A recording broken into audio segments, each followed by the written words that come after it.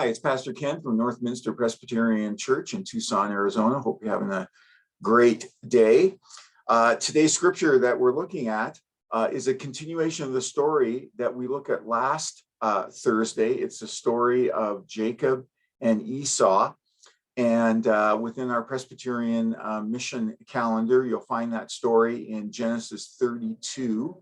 And it is verses 3 through 21.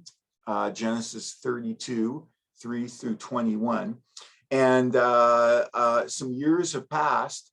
If you remember, Jacob is the younger brother and he stole Esau's blessing. And the last time we talked about is how that blessing has become a burden for Jacob. Well, now Esau is back in the picture in our scripture. And Jacob thinks Esau is coming for him.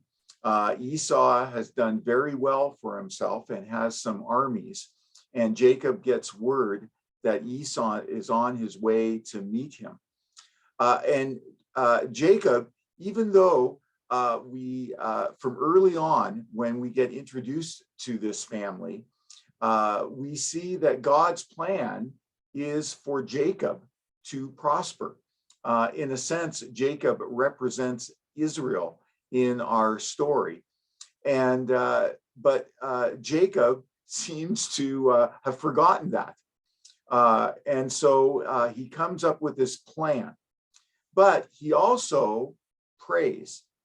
And I think I found that very interesting in our story, that there is this combination of planning on Jacob's part, but also praying and trusting in God.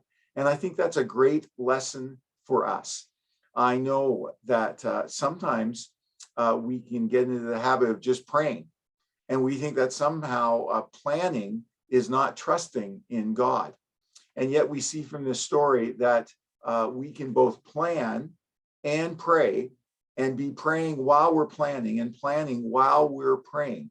It's a great story. Again, as I mentioned last week, it would make a great TV series or drama. This story of Jacob and Esau, Abraham, Rebecca, and the other characters that come in and out of this story.